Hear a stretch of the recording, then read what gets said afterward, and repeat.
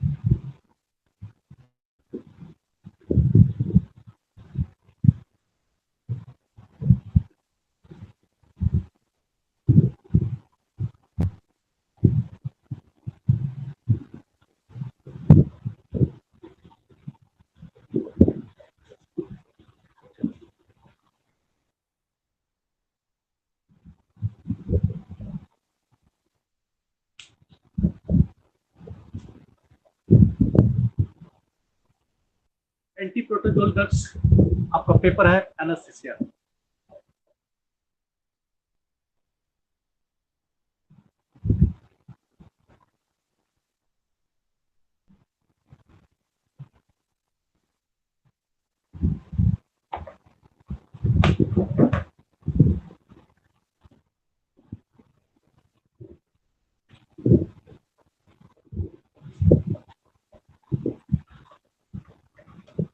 अगर एंटी प्रोटोजोल्स की बात करें तो प्रोटोजोआस का कई फॉर्म है।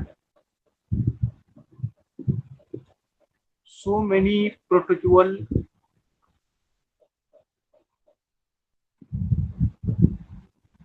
Infective organism.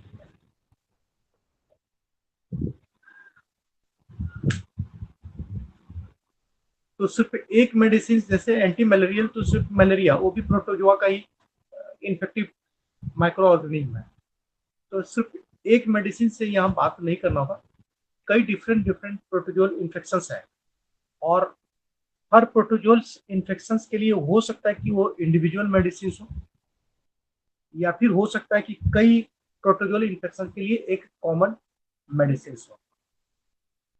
तो पहले कौन कौन सा प्रोटोजोल इन्फेक्शन कॉमन है और उसमें कौन कौन सा मेडिसिन हम लोग कंपोजिशन का देते हैं।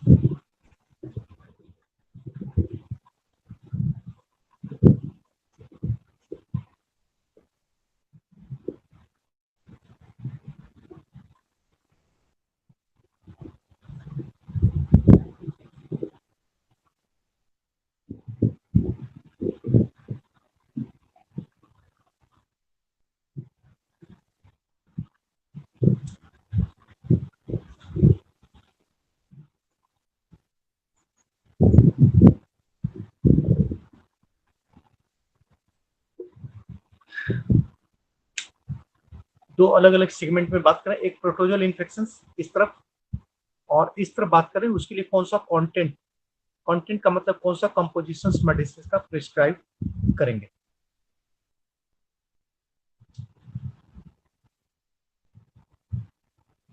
सबसे कॉमन डिसेंट्री के लिए GRDS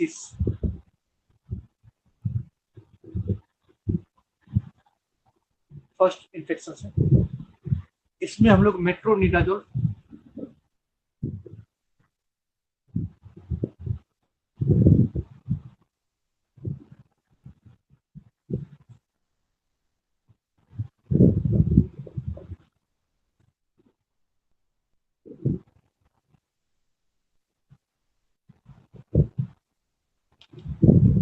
या मिथक्रेन। सर फर्स्ट में क्या लिखे हुए हैं? किस तरफ? Yes sir.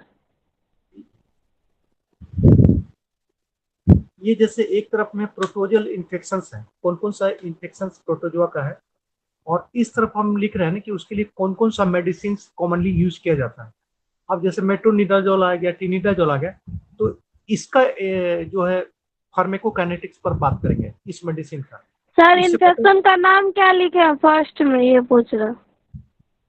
ये जियार्डियसिस।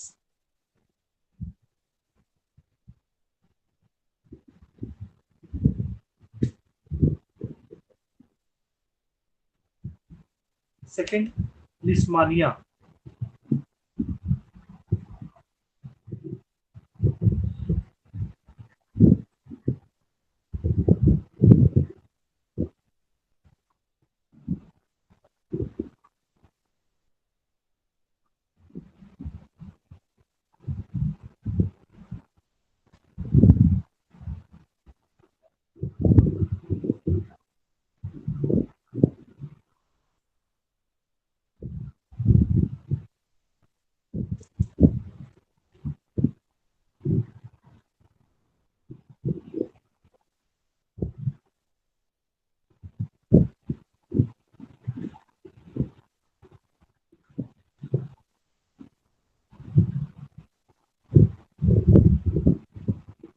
हेलो सर, हाँ, लेसमेनिया दोनों भानी होता है? फुल नेम उसका लिस्मानिया डोनोवानिया, जैसे जीनस से लिस्मानिया और स्पेसीज है डोनोवानिया।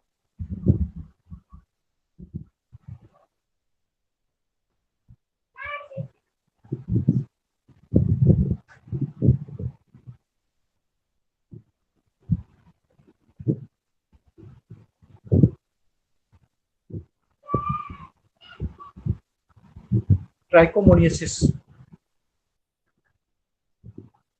मेट्रोनिडाजोल,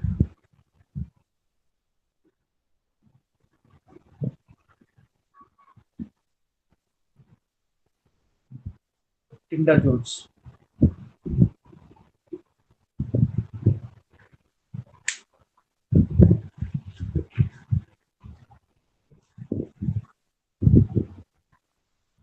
ये कुछ कॉमन प्रोटोजोल इन्फेक्शन है, ये उसका कुछ कॉमन मेडिसिन है। इसके अलावा एक और कॉमन है एमोबियसिस।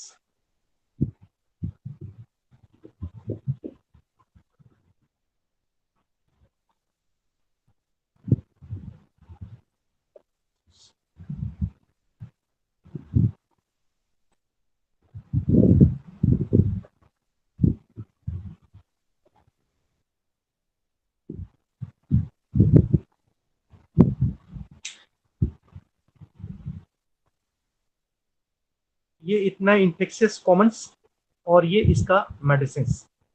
अब निकल के कितना मेडिसिन आ गया, एक मेट्रोनिडाजोल आ गया, एक इंडाजोल आ गया, एक मिपक्राइन आ गया, एक सोडियम सिप ग्लूकोनेट और डायलॉक्सामाइड। एक एक करके हम लोग इस पर बात करेंगे, इस पर बात नहीं करेंगे। ये इन्फेक्शियस प्रोटोजोल्स हैं और ये इसका किलर माने एंटी प्रोटोजोल्स कंपोजिशंस। तो मेट्रोनिडाजोल, टिनिडाजोल, मेपक्राइंस, सोडियम साइडग्लूकोनेट एंड डाइलॉक्सामाइड। तो एक एक करके आप इस तरफ हम लोग आते हैं। कॉमन से चलेंगे, कॉमन इन्फेक्शंस एमओबीएसिस है, इसी से शुरुआत करेंगे।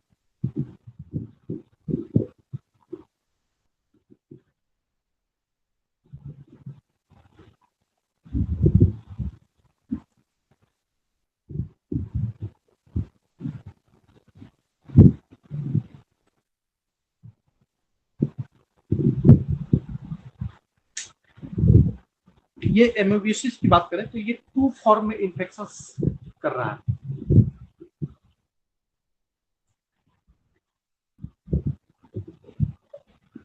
फर्स्ट, वॉबिल ल्यूमेंस एमोबियसिस, दूसरा टिश्यू इन्वेडिंग।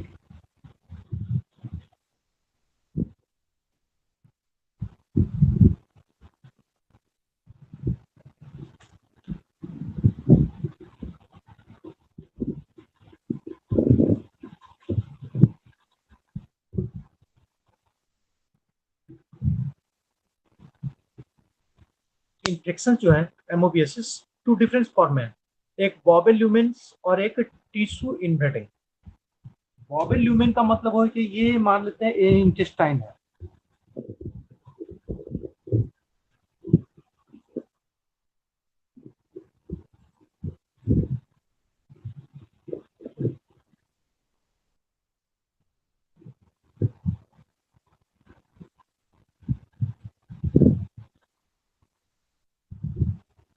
ये अंदर का म्यूकोसल लेयर है। ये इन्फेक्शन इस आउटर एरिया, ये म्यूकोस मेम्ब्रेन है, जो इंटेस्टाइन का म्यूकोस मेम्ब्रेन, इसके आउटर एरिया में जब इन्फेक्शन है, इस साइड में इन्फेक्शन है, तो it is called bowel lumen एमोबियोसिस।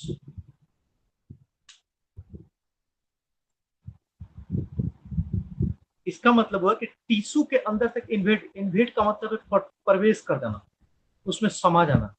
तो ये इन्वेडिंग स्टेज नहीं है, ये सिर्फ इंटेस्टाइन्स के आउटर मेम्ब्रेन, जो अंदर वाला मेम्ब्रेन है, इसके आउटर लेयर में ये परसिस्ट कर रहा है, ये एमीबा वहां पे परसिस्ट कर रहा है। और ये परसिस्ट करने के बाद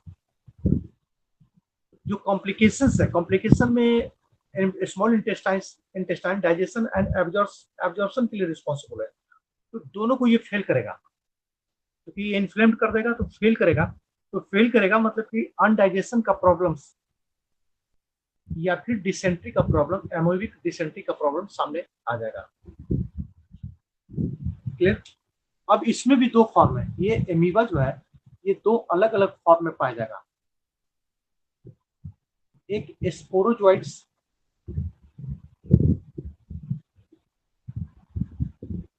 एंड दूसरा सिस्ट।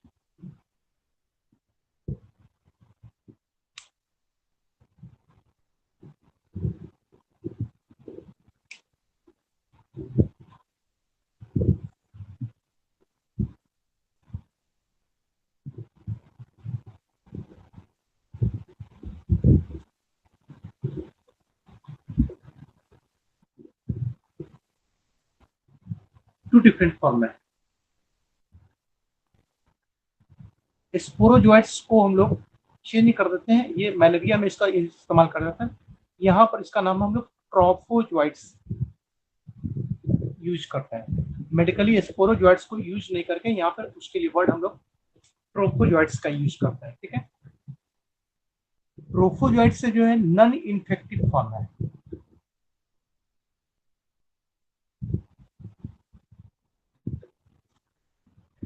नॉन इन्फेक्टिव फॉर्म का तो ये जो है सिर्फ पेशेंट जिसको एमेबिक डिसेंट्री है उसी के लिए ये कॉम्प्लिकेशन क्रिएट करेगा।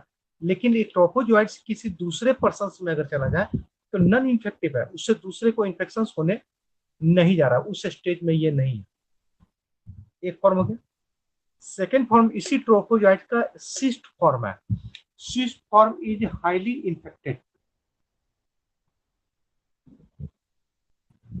Infective form. ये सिस्ट अगर किसी दूसरे पर्सन को चला जाएगा तो उसमें एमोबिक डिसेंट्री डेवलप कर जाएगा। यहां तक समझ में आए?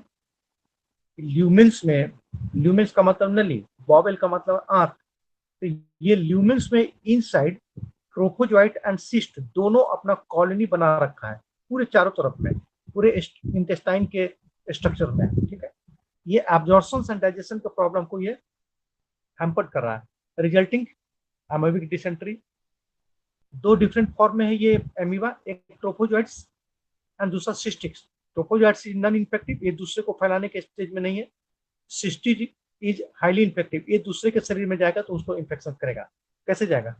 कंटामिनेटेड फूड, वाटर्स या टच, इसी के थ्रू जाएगा। मैंने ओरल, जब भी जाएगा ओरल रूप से ही जाएगा ये।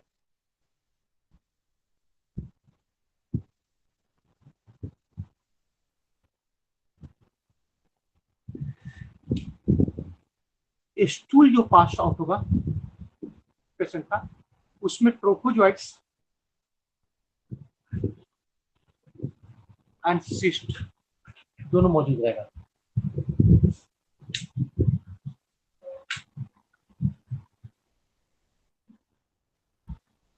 स्टूल में दोनों मौजूद है, ट्रोपोजोइट्स एंड सिस्ट, मतलब कि हार्म करने वाला माइक्रो ऑर्गेनिज्म मौजूद है। यहाँ पर ट्रीटमेंट की जरूरत है सिस्ट के लिए। ये ऐसे भी इन्फेक्ट करेगा तो कोई फर्क नहीं पड़ने वाला है, सिस्ट पर बहुत ज्यादा ध्यान दिया जाता है। ये वाला टाइप में डाइलॉक्सामाइड,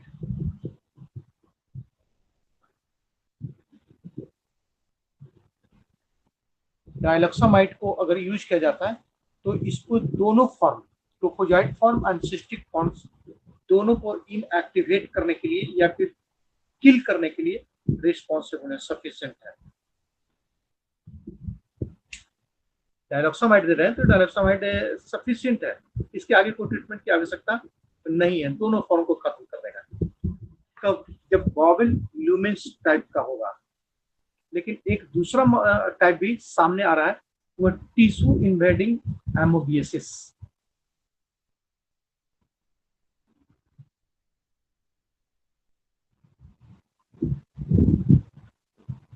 टिश्यू इन्वेडिंग एमोबियासिस का मतलब ये इन्वेड दी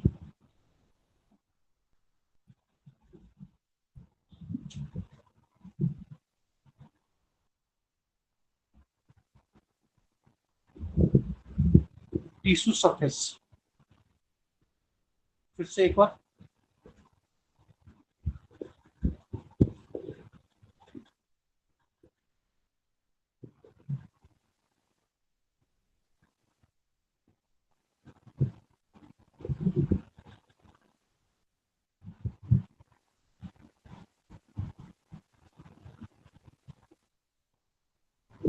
ये म्यूकस मेम्ब्रेन है, ये आउटर लेयर है, पेरिटोनियल लेयर है, ठीक। इसके बीच में मसल्स है, तो ये या तो ब्लड स्ट्रीम से या फिर टिश्यू में इन्वेड करके अंदर की ओर ये प्रवेश कर गया, इन साइड आ गया। अभी जो बात की थी इसके पहले वाला आउटर साइड में था, ल्यूमेंस में अंदर वाला लाइनिंग के आउटसाइड में था, लेकिन अब होता है ना कि यहाँ से ये प्रवेश कर गया और टिश्यू के अंदर चल गया, और टिश्यू के अंदर में आ गया मतलब कि ये यहाँ ब्लड वेसल से ये सर्कुलेशन में भी चला जाएगा।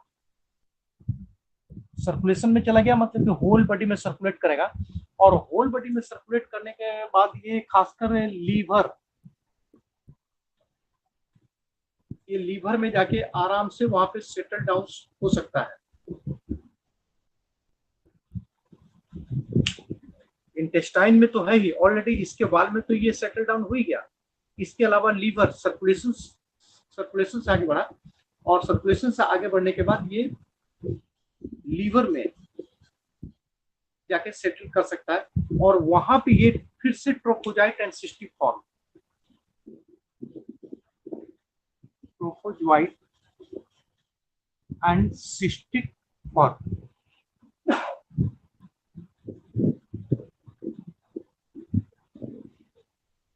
में डेवलप कर जाएगा।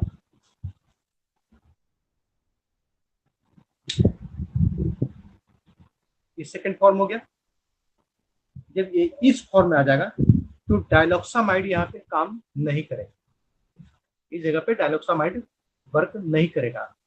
तब यहाँ पे सिस्टेमिक सर्कुलेशन में जो ड्रग्स काम कर सके उसको यूज करते हैं, और मेट्रोनिडाजोल, वंस अगेंस्ट मेट्रोनिडाजोल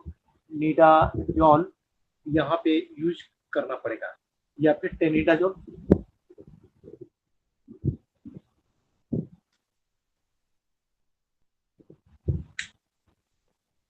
ये ओरल भी दिया जा सकता है यहाँ पे, और पेरेंटल रूट मैंने आईवी के रूप में भी, अगर क्लिनिकल कंडीशन है तो आईवी में भी दिया जा सकता है।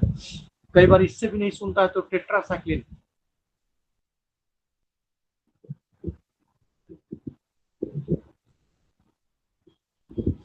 दिया जा सकता है। प्रोटोजोआ वही, इन्फेक्शंस भी वही, फॉर्म भी वही, लेकिन सिर्फ जगह बदल गया। जगह बदल गया कि एक ल्यूमेंस के इनसाइड में था, म्यूकस मेम्ब्रेन के बाहर, और ये इनसाइड के टिश्यू इन्वेड करके या बॉबल के टिश्यूज में प्रवेश कर गया, या फिर सर्कुलेशन से खासकर हिपेटिक्स लीवर्स में ये चला गया, क्योंकि यहाँ से स्मॉल इंटेस्टाइन से ये फिर पोर्टल वेन के थ्रू ये कोई भी कंटेंट पहले लीवर में जाता है और लीवर से ये फिर लौट के हार्ट में जाता है इंफीरियर वेना कैवा से, और उसके बाद सर्कुलेशन में आता है। तो यहाँ से इंटेस्टाइन से ऑब्जर्व होकर सीधे ये लीवर तक इजीली पहुंच जाएगा और लीवर में ये इन्फेक्शन कर सकता है।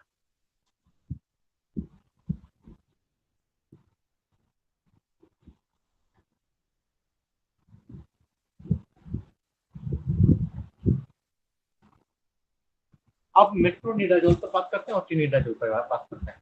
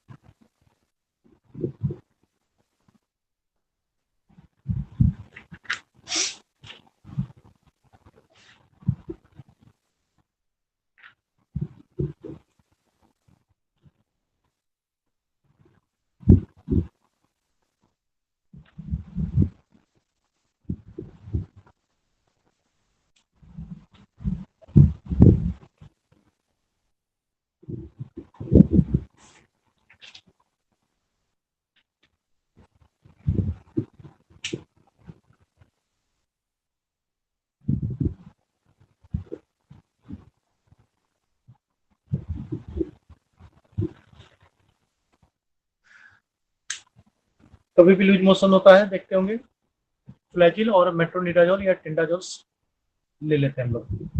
400 mg का, ज्यादातर 400 mg का ओरली ले लेते हैं और 2 to 3 days उसी कॉमन मेडिसिन का बात कर रहे हैं।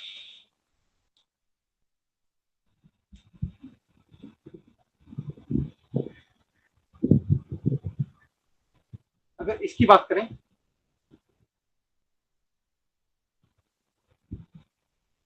डेराइवेटिव ऑफ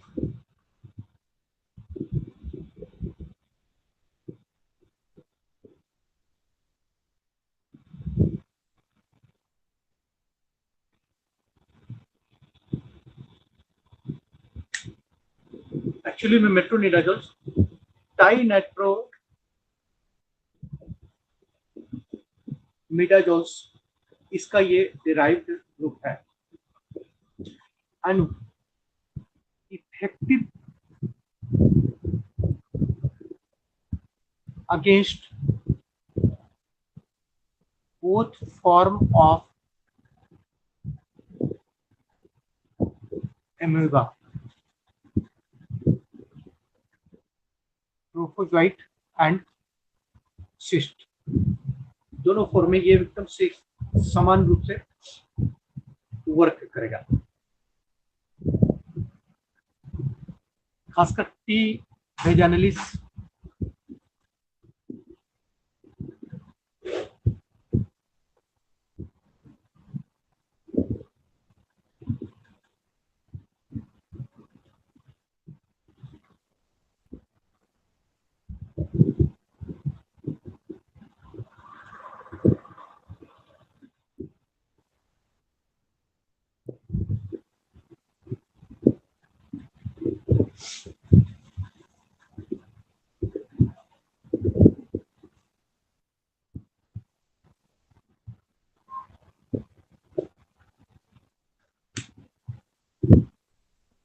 इसके दोनों फॉर्म सिस्टिक किस तो टी वेजानिलिस ये एक्चुअली में फीमेल का प्रॉब्लम है और ल्यूकेरिया के लिए बहुत रिस्पॉन्सिबल है।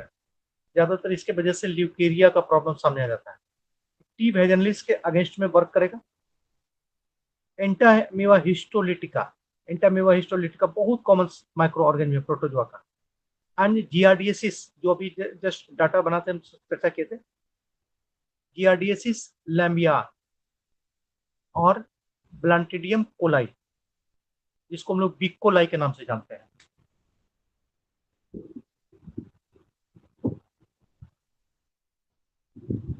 बिग कोलाई हो गया, ये यूटीआई इन्फेक्शन के लिए बहुत रिस्पॉन्सिबल माइक्रो ऑर्गेनिज्म है। तो इसका फुल नाम है ब्लांटिडियम कोलाई। ये इतना इन्फेक्शन में हमारा मेट्रोनिडाजोल बहुत प्रॉपर वर्क करेगा। तो यूजेज की बात करेंगे इसका, इंडिकेशंस। तो इंडिकेशंस में इतना में से किसी भी माइक्रो ऑर्गेनिज्म में प्रोटोजोल का इन्फेक्शन है तो यहाँ पर इसका यूज किया जा सकता है।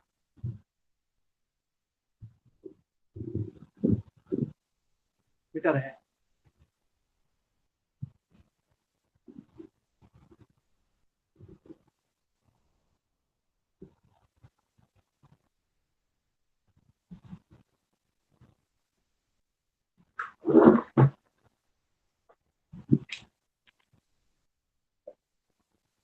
अगर इसके मोड ऑफ एक्शन पर बात की जाए, मेट्रोनिडाल के मोड ऑफ एक्शन पे,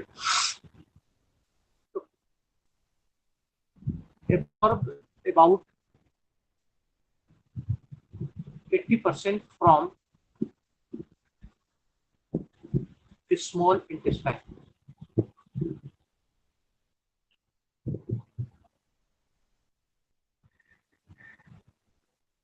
80% जो आप पोटेंशियली दे रहे हैं 400 mg या 300 mg का, उसका 80% कंटेंट अप्रोक्स ये ऑब्जर्व कर लेता है और ओनली 20% ये वेस्ट जाता है।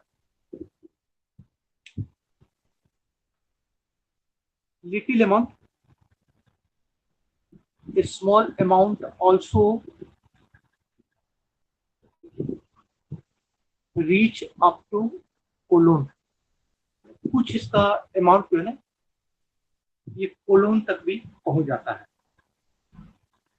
लेकिन स्मॉल इंटेस्टाइन्स में ये बहुत ज्यादा उपयोगी है,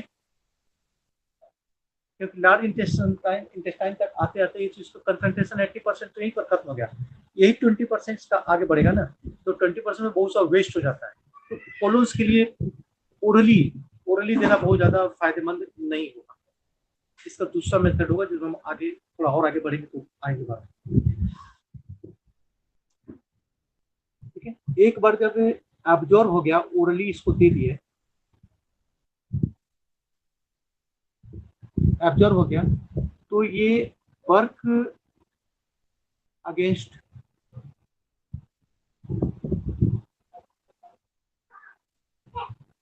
protozoal proteins and bind it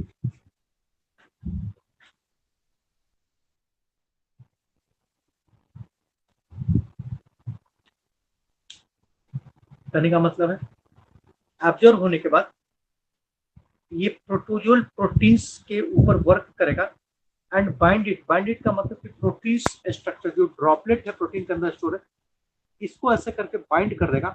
तो बाइंड करने के बाद ना इसका सिंथेसिस, प्रोटीन सिंथेसिस या फिर इसको किसी और चीज में कन्वर्ट होने की चांसेज खत्म हो जाएगी। तो ग्रोथ को प्रॉपर्ली किल कर देता है, वहीं से वो खत्म कर सकता।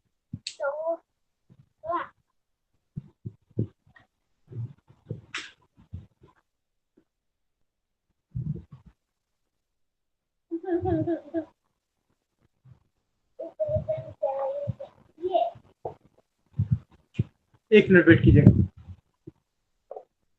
चलो तुम्हारे पापा को बोलो।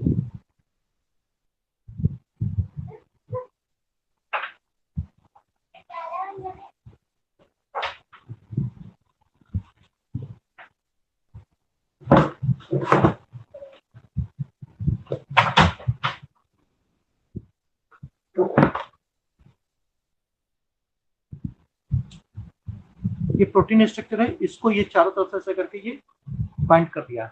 बाइंड कर दिया का मतलब ये अब यूजलेस हो गया।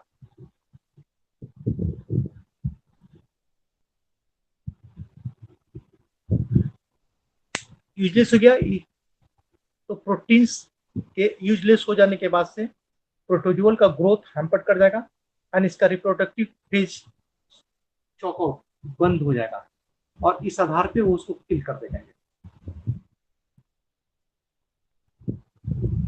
इसके अलावा diffuse in tissues,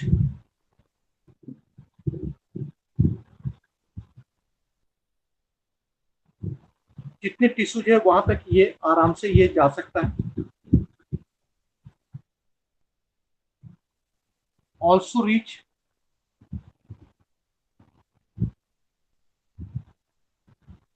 to the bone and cerebrospinal fluid.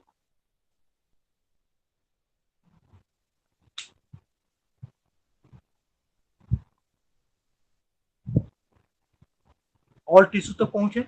इसके अलावा बोल रहा है कि CSF सेरेब्रोस्पाइनल फ्लूइड, मतलब कि ये इन्फेक्शंस अगर मेनिंजेस लेयर तक पहुंच चुका है, उस स्टेज में या फिर ब्रेन तक पहुंच चुका है, उस स्टेज में भी मेट्रोनिडाजोल बहुत अच्छा वर्क करेगा। या even bones inside the bone marrow या बोन में अगर प्रोटोजोल इन्फेक्शन है, वहां पर ये बहुत अच्छा वर्क करेगा। तो इसके लिए बहुत ज्यादा चेंज करने की जरूरत, पोटेंशियल को चेंज करने की जरूरत नहीं पड़ेगा, ताकि इसका रीचिंग चारों तरफ, बोन से लेकर CSF से लेकर सॉफ्ट टिश्यू, तीनों जगह इसका डिफ्यूजन है।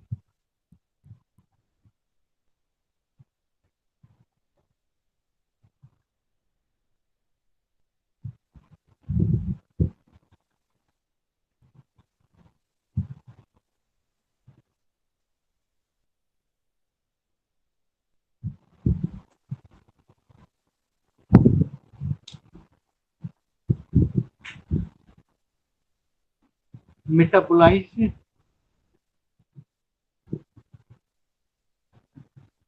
of drugs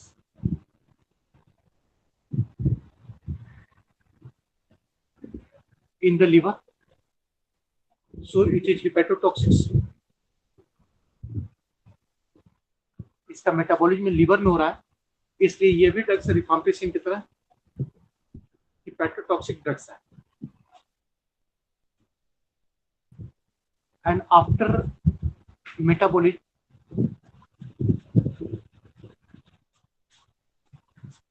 excreted through urine, उस पर ये यूरिन से धीरे धीरे धीरे करके ये एक्सक्रेट करके बाहर हो जाएगा।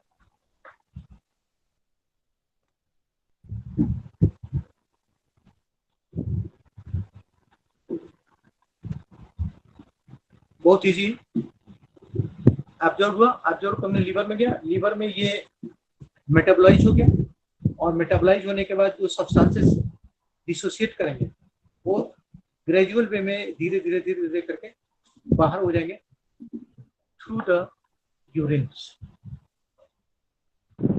Hello sir. हाँ, थोड़ा डिटेल में पढ़ाइए तो नहीं समझ रहे हैं। नहीं समझ पा रहे हैं? नहीं सर। अच्छा, कोई बात नहीं।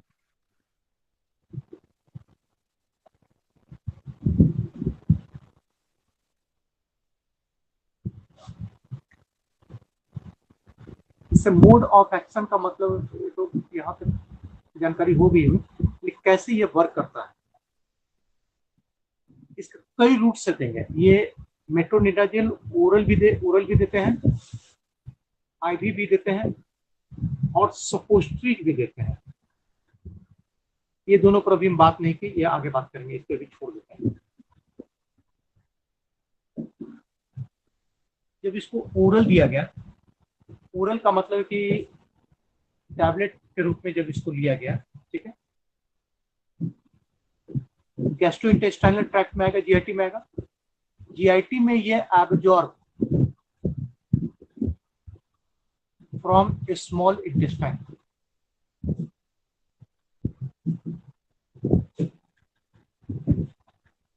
जब तक एब्जॉर्ब नहीं किया जाएगा तब तक ये वर्क कैसे करेगा? क्योंकि आप दे रहे हैं टिश्यू इन्वेडिंग फॉर्म में। जब बॉबिल ल्यूमेन टाइप का था उसमें डायलॉक्सामाइड दिए थे, लेकिन ये तभी दे रहे हैं ना जब टिश्यू में इन्वेड करेगा। टिश्यू में इन्वेड का मतलब है टिश्यू में प्रवेश किया है प्रोटोजोआ, तब दे रहे हैं, उस फॉर्म के लिए दे रहे हैं। तो स्वाभाविक है कि एब्जॉर्ब होके इसको टिश्यू तक पहुंचना पड़ेगा, और टिश्यू तक कोई चीज तभी पहुंचेगा जब उसको सर्कुलेशन में जाना पड़ेगा, तभी वो टिश्यू तक पहुंचेगा। तो बोलते हैं कि ये एब्जॉर्ब कर गया स्मॉल इंटेस्टाइन तक, और जो पोटेंशियल भी है उसका 80% एब्जॉर्ब कर गया, रेस्ट रह गया 20%। ये कैप्सूल आप दिए हैं उसको या टैबलेट दिए हैं, तो इसका 80% एक्चुअली में ये गोल्ड फॉर्म होता है। 80% का मतलब ये पूरा का पूरा ये एब्जॉर्ब कर लिया गया इंटेस्टाइन के द्वारा, स्मॉल इंटेस्टाइन के द्वारा एब्जॉर्ब कर लिया गया। ये मात्र 20% रह गया जो आगे बढ़ जाएगा, स्मॉल इंटेस्टाइन से ये आगे बढ़ जाएगा। ठीक है, तो स्मॉल इंटेस्टाइन से आगे क्या है, लार्ज इंटेस्टाइन है। लार्ज इंटेस्टाइन है, लार्ज इंटेस्टाइन को हम लोग कोलोन भी बोलते हैं।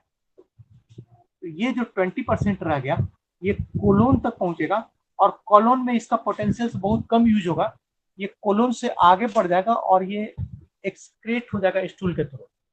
तो 20% के बारे में बात नहीं किया जा रहा है, इसको छोड़ दिया। ये कोलोन तक थोड़ा काम किया, उस पर धीरे धीरे आगे बढ़ जाएगा और ये स्टूल स्टूल से फिर पास आउट हो जाएगा। लेकिन ये जो 80% हो गया ना, ये कैसे कैसे काम करेगा उस पर बात कर रहे हैं।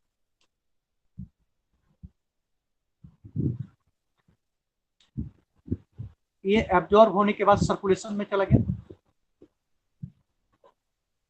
सर्कुलेशन के बाद जैसे सॉफ्ट टिश्यू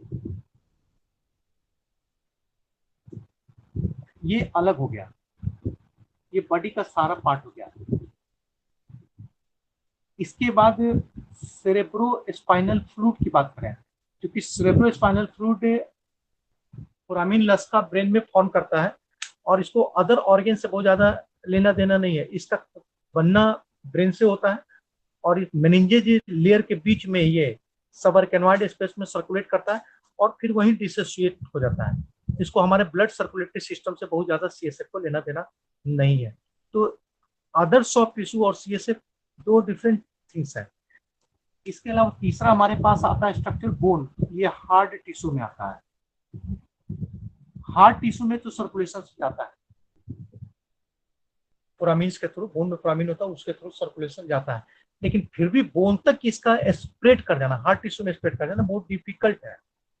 लेकिन बोलता है कि ये मेट्रोनिडाजोल जब दे रहे हैं तो ये सॉफ्ट टिश्यूज वाया सर्कुलेशन, इसके अलावा ये फोरामिन लस्का के थ्रू सेरेब्रो स्पाइनल फ्लूइड तक भी पेनिट्रेट कर जाएगा।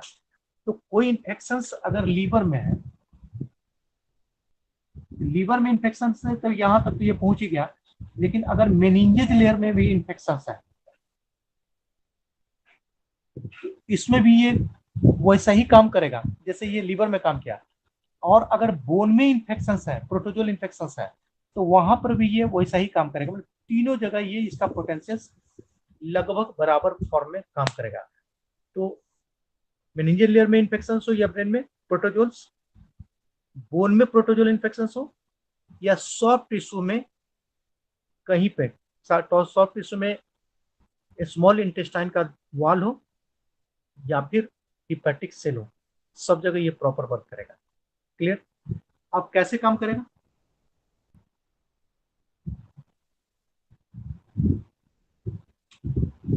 सपोज दैट कि ये लीवर सेल्स है, मान लेते हैं यहाँ ये लीवर सेल है, यहाँ तक ये पहुंच गया। तो पहुंच जाने के बाद ये प्रोटोजोल इंफेक्शन है, ये सब प्रोटोजोआ है, इसके लीवर सेल के अंदर भी ये पहुंचा हुआ है।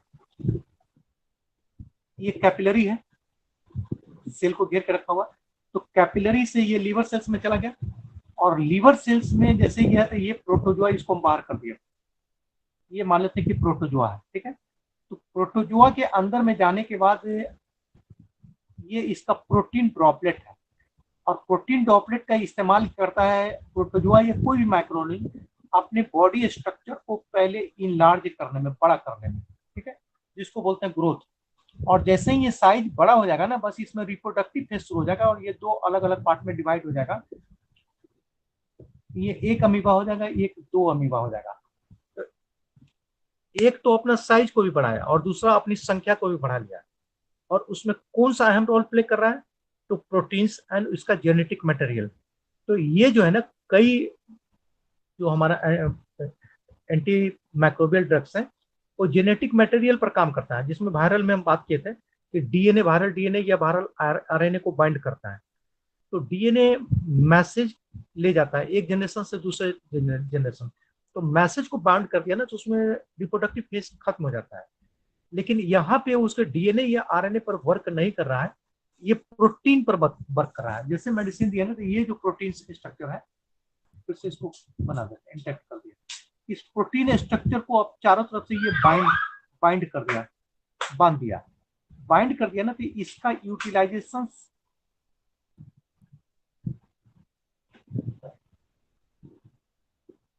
प्रोटोजोआ नहीं कर पाएगा। जब इसका यूटिलाइजेशन नहीं करेगा, तो जैसे मान लेते कि ये इतना बड़ा साइज था, तो अपने साइज को ये बड़ा नहीं कर पाएगा, ग्रोथ नहीं होगा। जब ग्रोथ नहीं होगा तो उसमें जो डिवीजन होना था कि 1 से 2 एमीबा में कन्वर्ट होना था, वो प्रोसेस रुक जाएगा। तो इस तरीके से ये दोनों वर्क करेगा, एक उसको रिप्रोडक्टिव फेज को भी चॉक आउट कर देगा, और दूसरा उसकी प्रोटीन सिंथेसिस को रोक के इसके ग्रोथ को भी रोक कर देगा, तो इसके फंक्शनल एबिलिटी को भी खत्म कर देगा। और ये लिथल इफेक्ट होगा। लिथल इफेक्ट माने ये प्रोटोजोआ के लिए जानलेवा साबित होगा, और ये तरीका है इसका किल करने का। लेकिन ये तो काम तो किया, ठीक है, काम करने के बाद फिर से ये तो सर्कुलेशन में ही रहेगा ना। ये यहाँ से कैपिलरी सर्कुलेशन से फिर ये हार्ट की दिशा में आएगा, हार्ट से फिर ये बॉडी में डिफरेंट डिफरेंट पार्ट में ये सर्कुलेट करता रहेगा, ये सिलसिला चल निकलेगा। तो क्या होता है ना कि हार्ट से जैसे ही ये लीवर तक पहुंचेगा, हिपैटिक आर्टरी या फिर और कोई पोर्टल वेन से लीवर तक पहुंचेगा, तो लीवर में इसका मेटाबॉलिज्म का मतलब है कि जो ये ड्रग्स था इसका डिसोसिएशन हो जाएगा।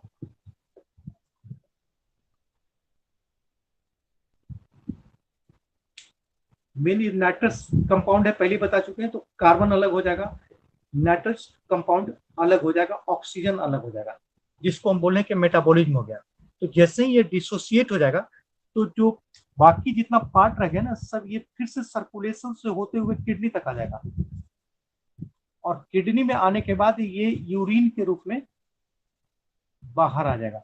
तो जो मेडिसिन ये थे यूटिलाइज हो गया, और बाकी जो बच गया वो धीरे धीरे धीरे धीरे करके यूरिन के थ्रू एक्सक्रेट होकर शरीर से बाहर हो जाएगा। अभी भी कोई दिक्कत है समझने में? No sir.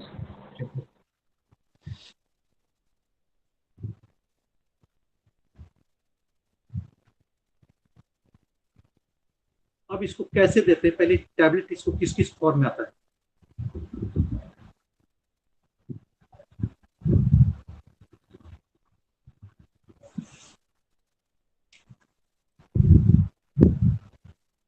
क्या उसको बोलते हैं, डोज।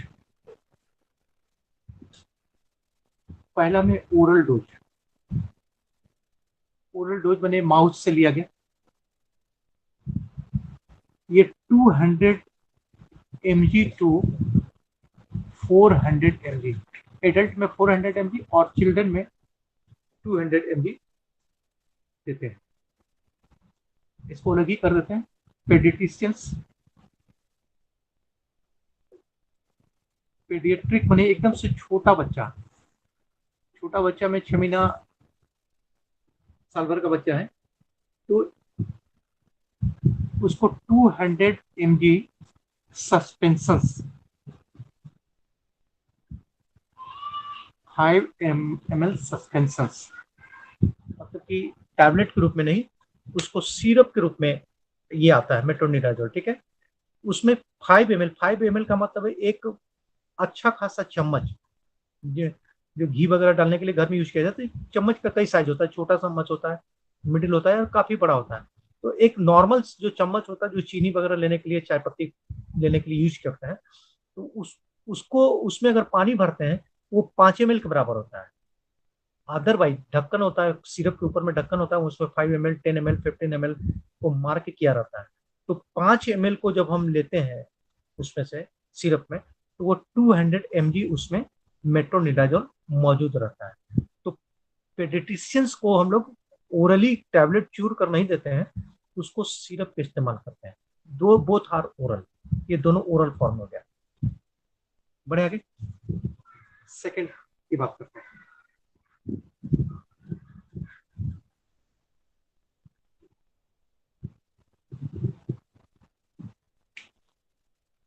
सेकंड आता है रेक्टल सपोस्ट्रेज।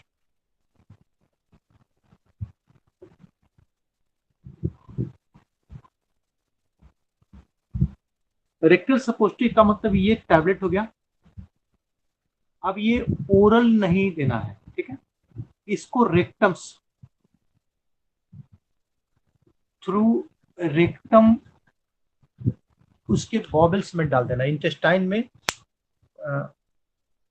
रेक्टम के थ्रू, माने स्टूल के रास्ते के थ्रू इसको अंदर की ओर डाल देना।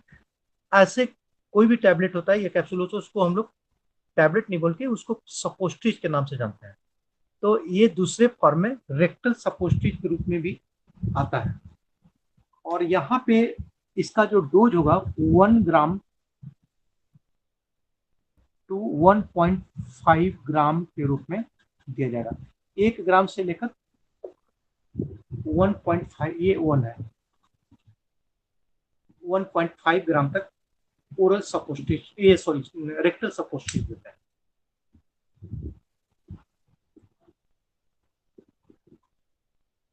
थर्ड में आता है। सर किस कंडीशन में देते हैं? इस कंडीशन में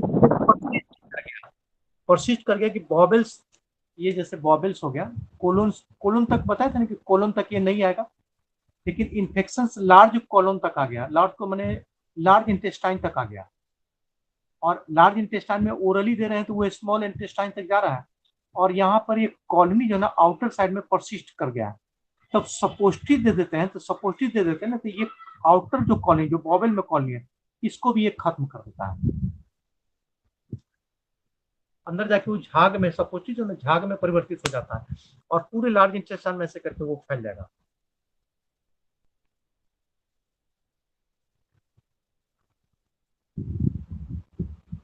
इसको ऐसे समझते हैं जैसे ये हाथ कट गया यहाँ पे किसी का, और बड़ा घाव हो गया, बहुत बहुत ज्यादा छिला गया। दो तरीका देते हैं, एक एंटीबायोटिक दे दिया खाने के लिए, और दूसरा यहाँ पे एंटीसेप्टिक लोशंस यहाँ पे लगा देते हैं। तो एक खाने के लिए वहां तो काम कर ही रहा है, और दूसरा ये एंटीसेप्टिक लोशन दिए थे, ये लोकल भी यहाँ पे उसके अगेंस्ट में वर्क कर रहा है। याद कीजिए एंटीबायोटिक में बीट फॉर्म बताए थे कि बीट माला उसको अंदर डाल दिया जाता है, और धीरे धीरे करके माला खींचते हैं। तो एक ओरली या आईवी दे रहा है वो भी वर्क करेगा, और एक लोकली भी वर्क करेगा। तो ये जब भी देते हैं ना, लोकल वर्क करने के लिए देते हैं। थर्ड आता है इसका तीसरा फॉर्म,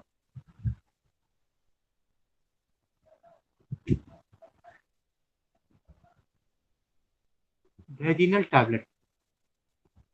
ये ठीक रेक्टल सपोस्टिक की तरह ही आता है, और ये 500 mg का है।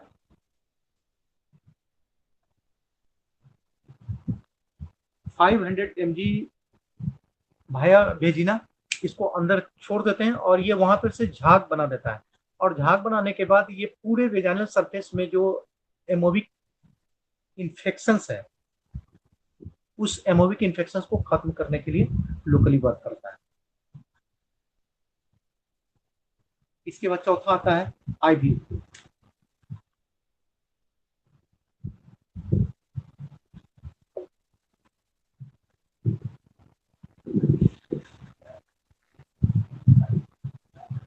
सर सर ये लिकोरिया में देते हैं क्या? लिकोरिया कई कारण से होता है। लिकोरिया में जैसे ये प्रोटोजोल इन्फेक्शन की वजह से लिकोरिया है। लिकोरिया कई कारण से होता है, उसमें बैक्टीरिया भी होता है, लेकिन ये लिकोरिया में प्रोटोजोल इन्फेक्शन है। तो प्रोटोजोल इन्फेक्शन से डायग्नोज हो चुका है एक बार, तब यहाँ पे लोकली अप्लाई करते हैं। सभी लिकोरिया में काम नहीं करेगा।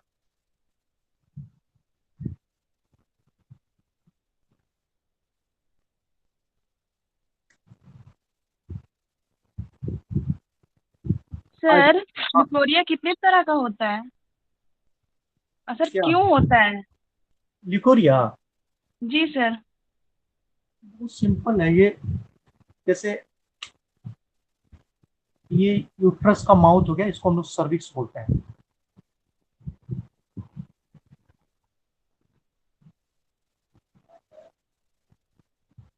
ये यूट्रस है, इस पर हम बात नहीं करेंगे, लिकोरिया से मतलब रखते हैं। ये भेजिनल कनाल है ये, ठीक है। ये इसका आउटर ओपनिंग है। ये करीब करीब 4 to 4.5 इंच इसकी साइज है। ये अंदर से ये म्यूकस मेम्ब्रेन से ये ढका हुआ है, ठीक है। और इस जगह ये जो सर्विक्स है, और इसके अंदर में ग्लैंड होता है, छोटा छोटा ग्लैंड होता है। इसको हम लोग बार्थोलिन्स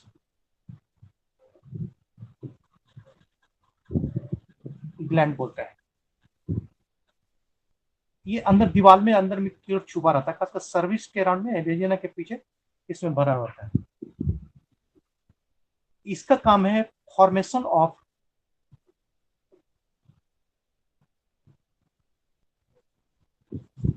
वेजिनल फ्लूइड। इसका काम ही है, जैसे सलाइवा है ना, तो सलाइवा का काम ही है उस सेल्स में सलाइवा का फॉर्मेशन होगा, ये सेल फटेगा और सलाइवा डक्ट से ये बाहर आ जाएगा।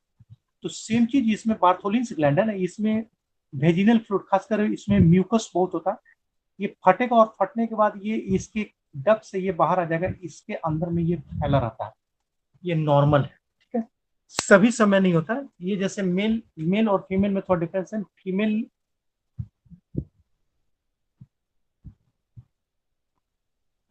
सेक्सुअली एक्साइटेड स्टेज में ये बनता है, ज्यादा बनता है, और बनने के बाद फट के ये चारों तरफ इसको फ्लूइड से भर देता है ताकि सीमेंस इजी तैर सके और यूट्रस तक जा सके। ये नॉर्मल फिजियोलॉजी है। अब क्या होता है ना कि ये इसको हटा देते हैं, ये फिजियोलॉजी को हटाते हैं, पैथोलॉजी पे ले आते हैं। इसके और एनल कला, ये रेक्टम है, रेक्टम के बीच में डिस्टेंस बहुत कम होता है। ये इसके पेरिनियम एरिया से ये और ये रेक्टम है, दोनों के बीच में डिस्टेंस बहुत माइन्यूट डिस्टेंस है, 1 इंच टू 2 इंच के बीच का डिस्टेंस है, ठीक है। और इसमें इकोलाई, स्क्रेरिया कोलाइस, एमीबा, सैप्रोफाइटिस में लार्ज इंटेस्टाइन में huge amount of bacteria protozoa मौजूद रहता है। ये स्टूल मटेरियल से बाहर आता रहता है, ये डिस्चार्ज होता रहता है, ठीक है। कई बार होता है ना कि ये इस रास्ते से बहुत इजीली यहाँ पे ये प्रवेश कर जाता है, मैंने हाइजीन की कमी है, साफ सफाई की कमी है, बहुत इजीली यहाँ से ये इकोलाई या फिर कोई एमीबा इस जगह से एकदम बहुत आराम से यहाँ से प्रवेश कर जाता है। और प्रवेश कर जाने के बाद अगर पेशेंट की इम्यूनिटी ठीक है तो अंदर मारा जाएगा। ऑलरेडी वेजाइनल फ्लूइड भी सेप्टिक फ्लूइड है, ये मार डालेगा, बचने नहीं देगा। लेकिन कई बार वो ओल्ड एज में चली गई या फिर उनकी इम्यूनिटी बहुत कम है ना, तो ये अंदर इन्फेक्शन कर देगा। और इन्फेक्शन कर देगा तो कैसे लंग्स में इन्फेक्शन हो जाता है, कफिंग ज्यादा होने लगता है, और जब तक इन्फेक्शन रहेगा तब तक कफ होगा। या फिर सर्दी में नाक में सर्दी लग गया तो नाक बहने लगेगा जब तक ठीक नहीं हो जाए। तो ठीक वही बार्थोलिन्स ग्लैंड जो सेक्सुअली रिप्रोडक्टिव फेज में इसको एक्साइटेड होकर फ्लूइड बनाना था, अब क्या करेगा ना, एनी टाइम ये लगातार बनाता रहेगा, और बनाता रहेगा तो इस रास्ते से ये डिस्चार्ज होता रहेगा, और इसी को ल्यूकेरिया बोलते हैं। ये तब तक नहीं ठीक हो जब तक ये इन्फेक्शन नहीं ठीक होगा। एक कंटिन्यू 24 आवर का ये प्रॉब्लम हो गया। सर तो इम्यून सिस्टम सही नहीं रहेगा तो फ्लूइड बराबर रिलीज करते रहेगा। इम्यून सिस्टम से इसको कोई लेना देना नहीं है। अभी बात मेरी नहीं समझ रहे हैं, हम कह रहे हैं कि ये प्रवेश किया, फिर से समझाइए। इम्यून सिस्टम यहाँ कहाँ से आ गया? हम बोले ये प्रवेश किया ना, तो पेशेंट का इम्यूनिटी सिस्टम और वेजिनल फ्लूइड ये एंटीसेप्टिक का वर्कर इसको मार के खत्म कर देगा, इसको सर्वाइव नहीं करने देगा। लेकिन जिस पेशेंट का इम्यूनिटी सिस्टम वीक है और ये प्रवेश कर गया, तब वहां सर्वाइव करने की चांसेस ज्यादा है, सो बोले हैं। इम्यूनिटी कम है तो वो लिकोरिया थोड़ी हो जाएगा, ये प्रवेश करेगा और उसकी इम्यूनिटी कम है तब लिकोरिया होने के चांसेस बढ़ेंगे। सर ज्यादातर फ्लूइड रिलीज होगा, उसका कारण क्या है? अभी यही तो इतना बोले। तो सर वो बताए, अगर सर ज्यादा होते रहता है फिर भी ज्यादा होते रहते तो बोले तो कि जब तक इन्फेक्शन है तब तक जाता, लंग्स में कफ है तब तक, जब तक इन्फेक्शन है तब तक कफ बनता रहेगा। तो पहले आप उसका ट्रीटमेंट कीजिएगा तभी ना बंद होगा। खांसते रहेगा, कफ निकलता रहेगा, वो बनता रहेगा, वहां थोड़ी बंद हो जाएगा आपके खांसी में। क्या करते हैं उसको, स्पुटम को फेंक देने से या नाक को सुरक्षित देने से बंद हो जाएगा, फिर आ जाएगा थोड़ी देर में। तो सेम चीज इसमें भी है, इसको जब तक नहीं खत्म करेंगे इन्फेक्शन को तब तक डिस्चार्ज होता रहेगा। इसको इन्फेक्शन खत्म करना पड़ेगा। ये तो gland, Bartholin's gland mucus gland है। जैसे नाक्स में म्यूकोस बनता है, जैसे लंग्स में कफ बनता है, वैसे ही इसमें सी बनाता रहेगा। ये इन्फ्लेम्ड हो गया, सूजन हो गया तो ये पैथोलॉजिकल चेन में फटता रहेगा, उसमें से म्यूकोस डिस्चार्ज होता रहेगा, नहीं बंद होगा। सर नहीं समझे। क्या नहीं समझे? हम तो इतना बता दिया, आप बोलिएगा ना कि क्या नहीं समझे।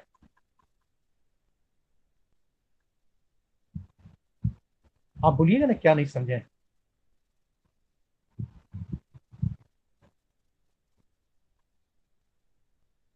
क्या नहीं समझे बोलिए, तब ना बताएंगे। सर एक बार थोड़ा फिर से बता दीजिए ना, एक बार थोड़ा सा।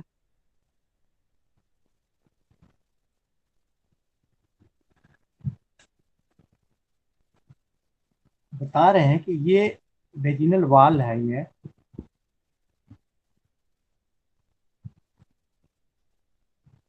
ठीक है, इधर यूट्रस है, इधर सन छोड़ दिया, इसके अंदर में बार्थोलिन्स ग्लैंड है। इसका काम है म्यू फॉर्मेशन ऑफ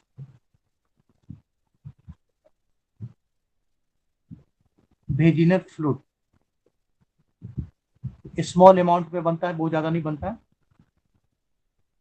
अगर इसमें इन्फेक्शन हो गया, प्रोटोजोल या बैक्टीरियल कोई भी इन्फेक्शन हो गया, तो ये ग्लैंड में इन्फ्लामेशन हो जाएगा, सूजन हो जाएगा, ठीक है, ये सब में इन्फ्लामेशन हो जाएगा। और इन्फ्लामेशन हो जाएगा ना, तो ये एक्सेसिव फॉर्मेशन करने लगेगा, बहुत ज्यादा फॉर्मेशन करने लगेगा। और एक्सेसिव फॉर्मेशन करेगा ना, तो ये इस कनाल में भरेगा, और यहाँ से वेजिनस से ये डिस्चार्ज होता रहेगा एनी टाइम। अब जब तक इसको आप नहीं कम करेंगे इन्फेक्शन को, तब तक ये नॉर्मल साइज एंड शेप को नहीं आएगा, तब तक होता रहेगा। बस इतनी सी तो बात है। सर ट्रीटमेंट बताइए ना। जैसे आप बताएंगे ना कि क्या नहीं समझ रहे हैं आप लोग, तब ना हम वहाँ पे बात करेंगे। सर तो इन्फेक्शन होगा कैसे?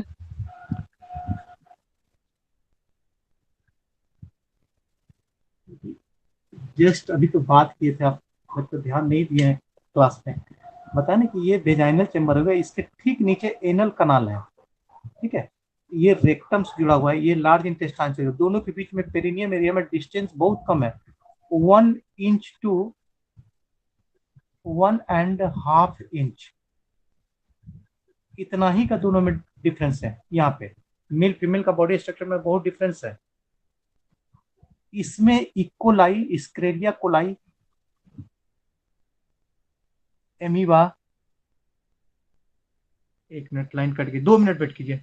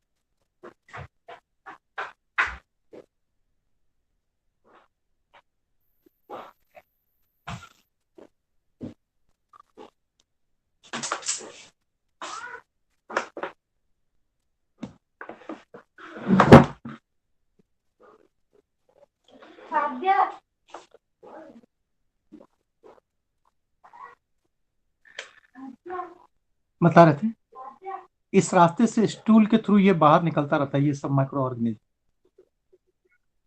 तो ये तो क्लीन हो जाता है, लेकिन कई बार ये ना चारों तरफ से एक वाल में चिपका रहता है और यहाँ से इस रास्ते से जाने के चांसेस बढ़ जाते हैं।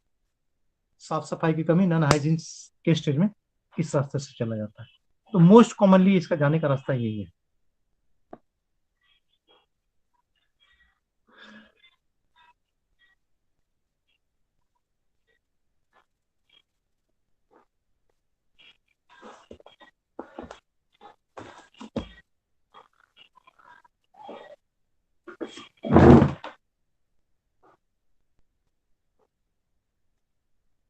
एडवर्स इफेक्ट पर बात करते हैं।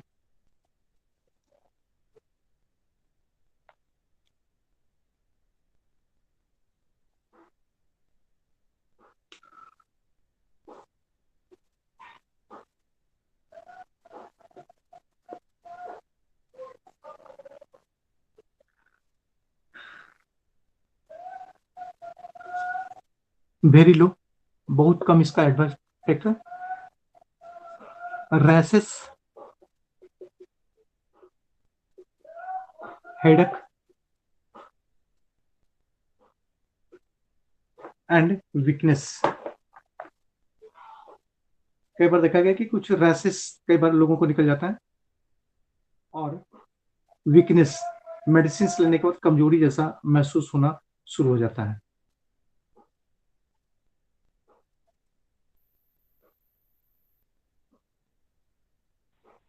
सर रेसेस कहाँ पे निकलेगा? कहीं पर भी इसमें रैसेस में लिमिटेशंस है, क्योंकि सिस्टेमिक है ना, चारों तरफ सर्कुलेट रहता है, तो कहीं पे भी निकल सकता है। कुछ सर लोगों को रेसेस जो होता है 2 तरह का होता है ना, तो इसमें कौन सा वाला निकलेगा? Common allergic rashes,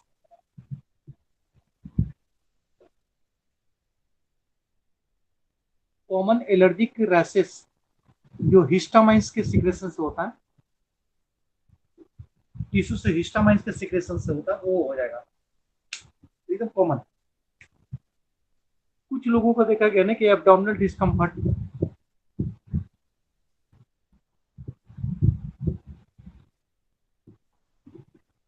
abdominal discomfort में थोड़ा सा पेन वगैरह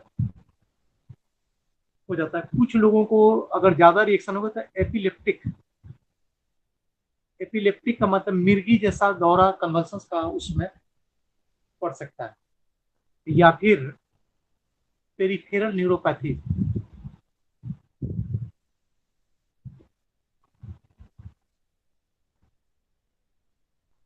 पेरिफेरल न्यूरोपैथी का मतलब कि जो हाथ पैर का नर्व है उसमें वीकनेस का सिम्टम्स वहां पे डेवलप कर सकता है। बस इतना ही। नेक्स्ट आता है टिंडाजोल।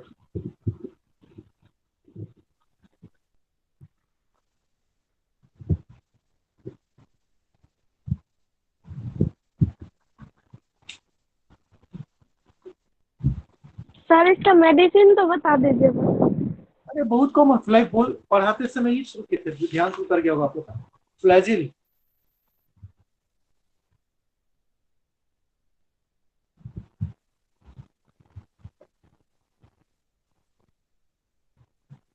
मेट्रोजिल,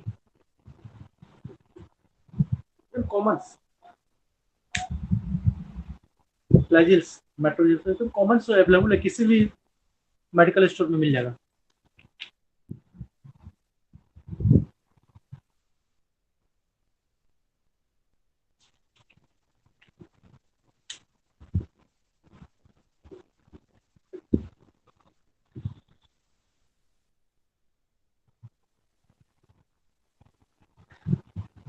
टिनिडाजोल पर बात करते हैं।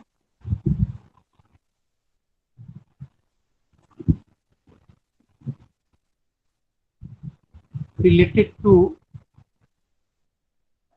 metronidazole and derivative of इनिटाजोल।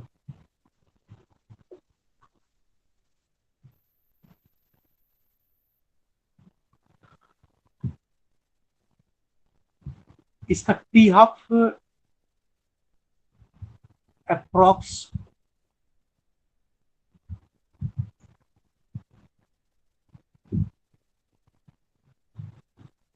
prolonged to metronidazole, करीब करीब 6 से 8 घंटा इसका टी हाफ पीरियड, उसका 4 घंटा है, इससे 6 से 8 घंटा है। तो ये काफी लंबा समय तक ये वर्क करेगा। ये मेट्रोनिडाजोल से ज्यादा देर तक, लंबा समय तक काम करेगा। और एवरीथिंग, इसके अलावा एवरीथिंग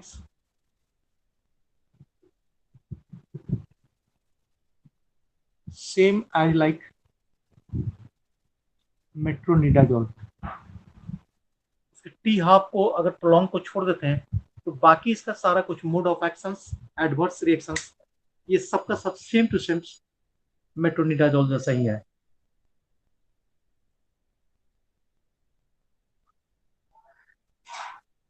अगर ओरली यूज की बात करेंगे इसका,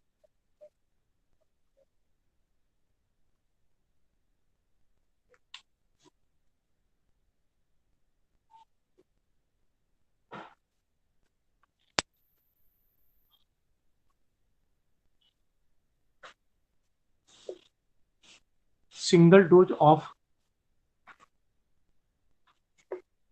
2 ग्राम,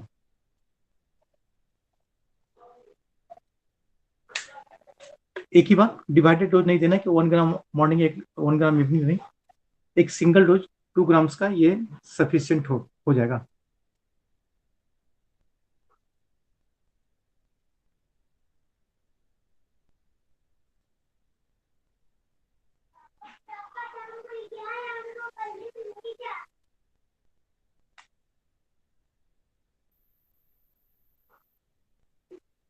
अगर उसके बाद भी जरूरत पड़ेगी तो followed by 1 gram 5 to 7 days,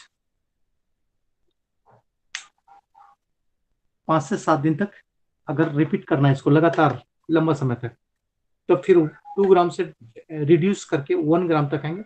on 1 gram 5 to 7 days continue कर देंगे।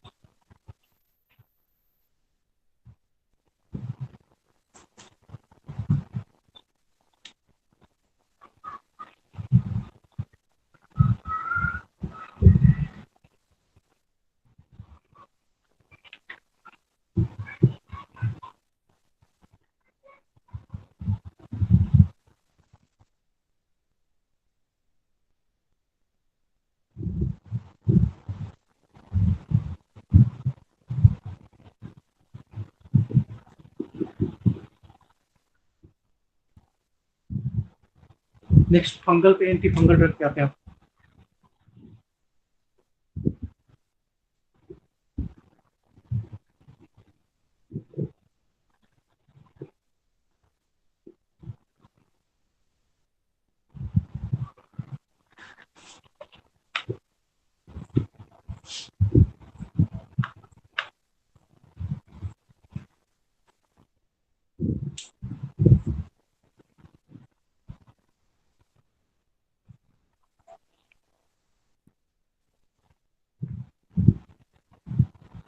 एक मिनट, खाली सिलेबस देखना है बैठ के।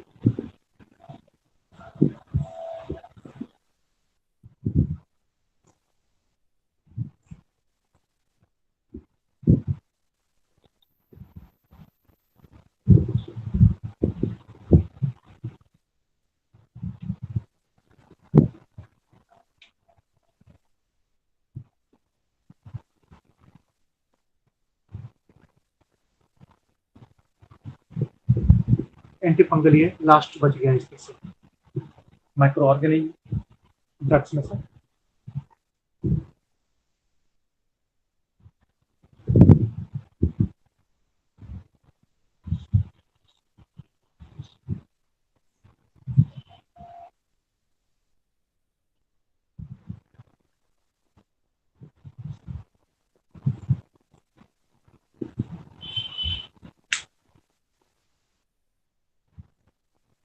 एंटी फंगल का मतलब the drugs work against fungal infections, fungus के खिलाफ वर्क करने वाला drugs.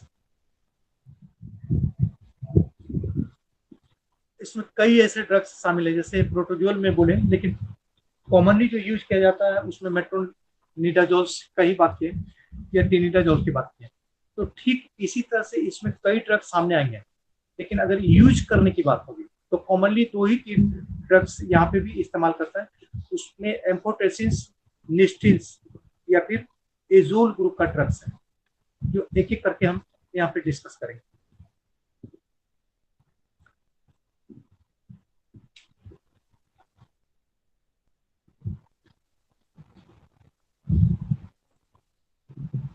First drugs एम्फोटेरिसिन्स।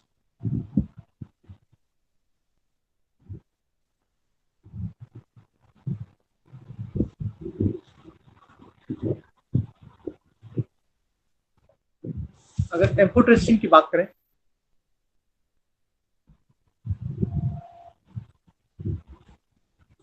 Less absorbable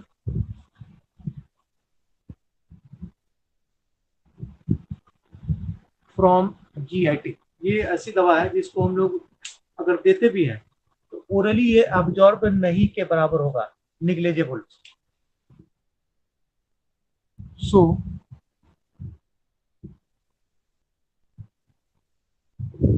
not be given orally. अगर इसका यूज करना है ओरली, इसका इस्तेमाल करना पॉसिबिलिटी इन हॉस्पिटल में।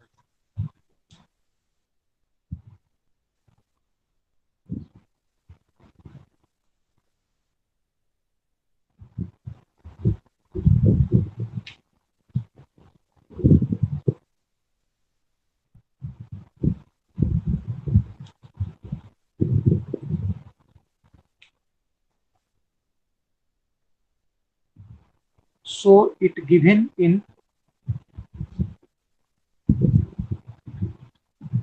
form of IV infusion। अभी तक जो हम बात किए थे कई ड्रग्स, जितना भी ड्रग्स की बात किए थे, तो इसको ज्यादातर का तीनों फॉर्म, एक पेंसिलिन को छोड़ देते हैं, पेंसिलिन को छोड़ देते तो बाकी जितने ड्रग था वो ओरल भी था, ओरल के बाद आईएम और आईवी फॉर्म में भी था। लेकिन इसकी बात करते हैं तो ओरल है, ओरल नहीं ऐसा नहीं कर सकते हैं, लेकिन ओरल को यूज नहीं किया जाता है क्योंकि जीआईटी से एब्जॉर्ब भी नहीं होगा, ये पास आउट हो जाएगा स्टूल से। जब एब्जॉर्ब नहीं होगा तो उसको देने का कोई पोटेंशियल, देने का कोई मतलब नहीं बनता है। तो ऐसे कंडीशंस में ये सिस्टेमिक रूप में, सिस्टेमिक रूप का मतलब है कि सीधे आईवी इन्फ्यूजन दे दिए, और आईवी इन्फ्यूजन दे दिए ना तो ये सिस्टेमिक सर्कुलेशन पूरे शरीर में एक साथ सर्कुलेट कर गया, और सर्कुलेट करने के बाद रिलेटेड पार्ट जहां पे फंगल इन्फेक्शन है उस जगह पर जाके ये वर्क करेगा। तो always use in systemic infusions और सिस्टेमिक वर्क एक साथ पूरे शरीर में काम करने के लिए दिया जाएगा। अगर इसकी टी हाफ की बात करें, बहुत लॉन्ग 15 डेज इसका टी हाफ पीरियड है, 15 दिन। जब मलेरिया में था 24 दिन क्यूनिन, 60 दिन क्यूनिन था, ये 15 दिन। अगर ड्रग्स को स्टॉप किया जाता है, stop the drugs, then persist for several weeks। एक बार जब दवा दे दिए तो ये कई सप्ताह तक शरीर में रह जाएगा।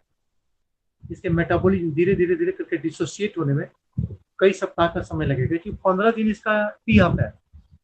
15 दिन टी हाफ का मतलब हो गया कि 2 सप्ताह में ये इसका पोटेंशियल आधा होगा। तो इस हिसाब को जोड़े तो कम से कम 4 सप्ताह तो ऐसे ही हो गया। लेकिन फुल पोटेंशियल को मेटाबोलाइज हो जाने में 4 सप्ताह से भी ज्यादा का समय लग जाता है। तो ड्रग्स से बहुत लंबा समय तक शरीर में रहेगा, और इसको ध्यान में देते हुए, क्योंकि लंबा समय तक शरीर में रहेगा तो कई एडवर्स इफेक्ट सामने आएंगे, उसको ध्यान में रखते हुए ड्रग को प्रिस्क्राइब किया जाता है। और वो भी आईवी फॉर्म में दे रहे हैं, ओरल फॉर्म में नहीं दे रहे हैं। आईवी फॉर्म में दे रहे हैं तो सीधे सिस्टेमिक सर्कुलेशन से जुड़ा हुआ है। इस बात को हमेशा ध्यान रखना है। अब है कि किस किस कंडीशंस में पहले इसको देंगे तब इसका एडवर्स इफेक्ट पाएंगे।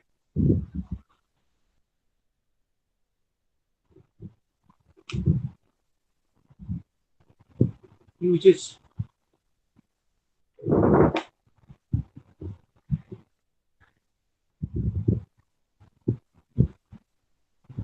mostly in systemic fungal infection.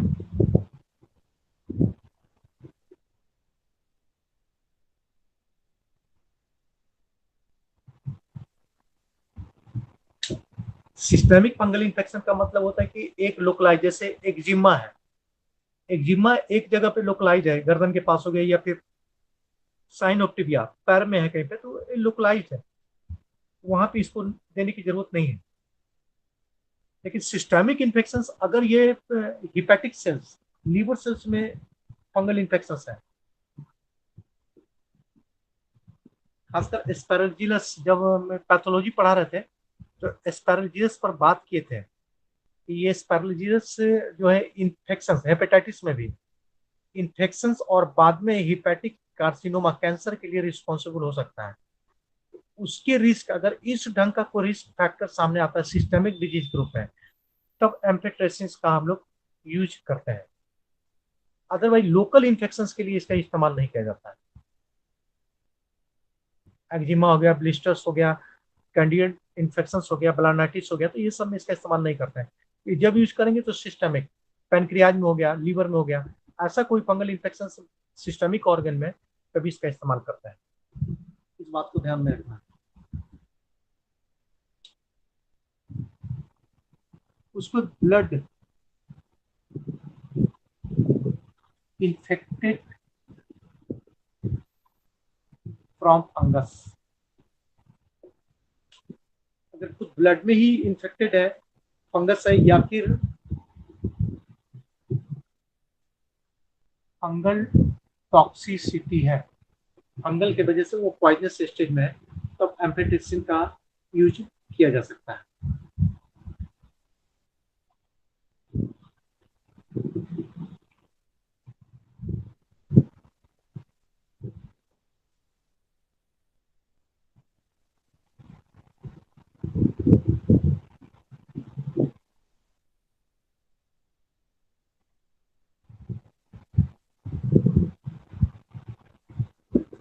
Two gram is given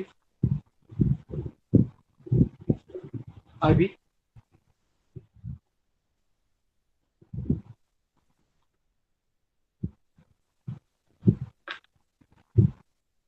दो ग्राम बहुत ज्यादा हो गया। ज्यादातर जो आईवी दिया जाता है ना, वो 1 ग्राम्स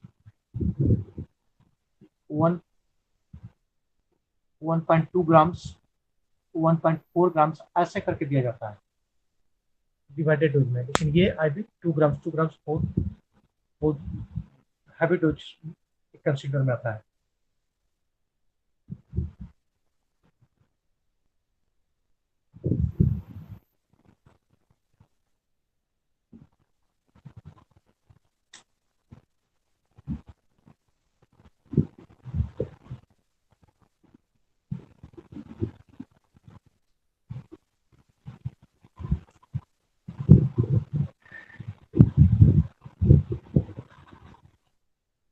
अगर एडवर्स इफेक्ट की बात करें, रीनल इंपेयरमेंट,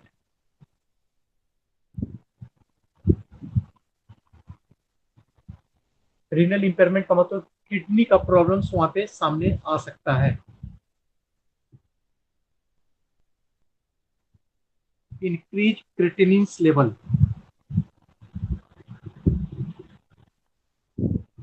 इसका नॉर्मल वैल्यू 0.6 टू 1.2 है मिलीग्राम्स। ये इसको रेज कर सकता है। और क्रिएटिनिन का लेवल पैमाना होता है, किडनी का प्रॉब्लम्स का ये पैमाना होता है, पैरामीटर्स होता है। इसी के आधार पर रीनल डिजीज के बारे में हम लोग डायग्नोज करते हैं। तो जब भी एम्फेटिसिन देते हैं तो एम्फेटिसिन से क्रिएटिनिन के लेवल को रेज कर देगा।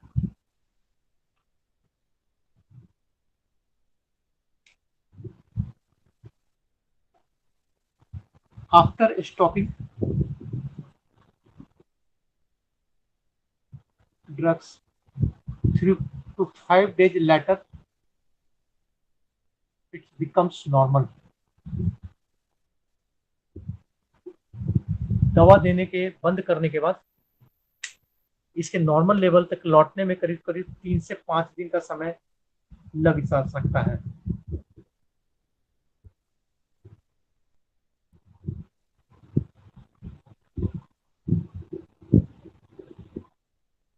इसके अलावा कुछ कॉमन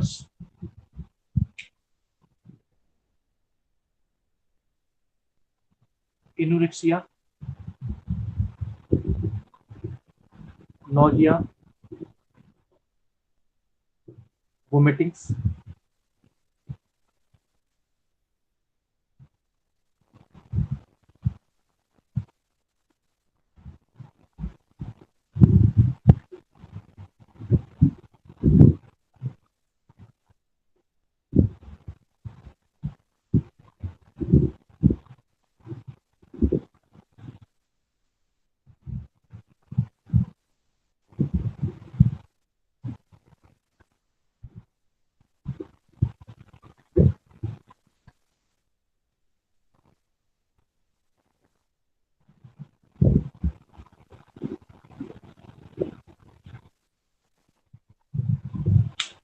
ये कॉमन सन एडवर्स रिएक्शन से कॉमन में एनोरेक्सिया, लॉस ऑफ एपेटाइट मतलब नोजिया, वोमिटिंग, मेलाइज सुस्ती आ जाना, पेट में दर्द होना, जोड़ में दर्द आना, कई बार वजन लॉस कर जाएगा एंड खून की कमी होगी, एनीमिया का प्रॉब्लम सामने आ सकता है।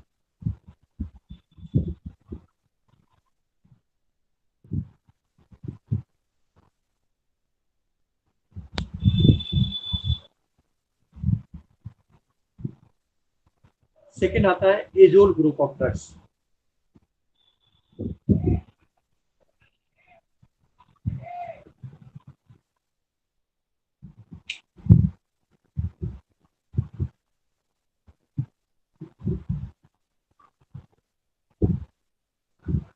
ये दूसरा एजोल ग्रुप आ गया।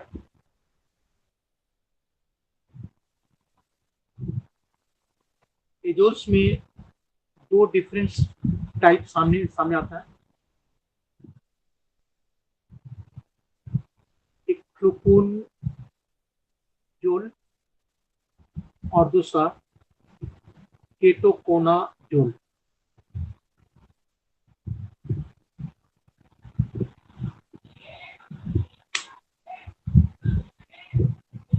एजोल ग्रुप में दो ड्रग्स सामने आ रहा है, एक कीटोकोनाजोल्स और एक फ्लुकोनाजोल्स। ये दोनों छोटे छोटे पार्ट हैं, इसको पहले इसको एक एक करके पहले फ्लुकोनाजोल फिर कीटोकोनाजोल्स। ये ओरल डोज में आएगा। Oral dose absorb from GIT, gastrointestinal tract,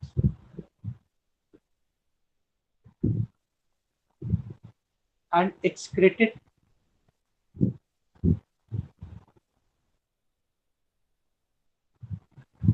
through kidney in form of urine।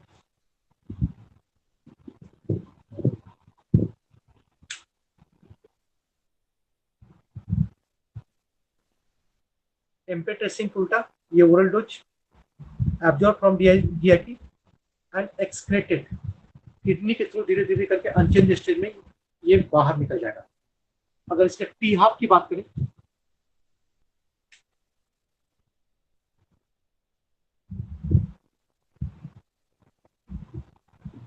24 hours.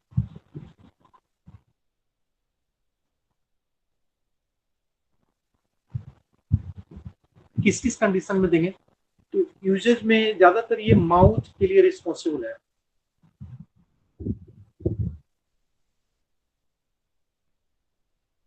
Oropharyngeal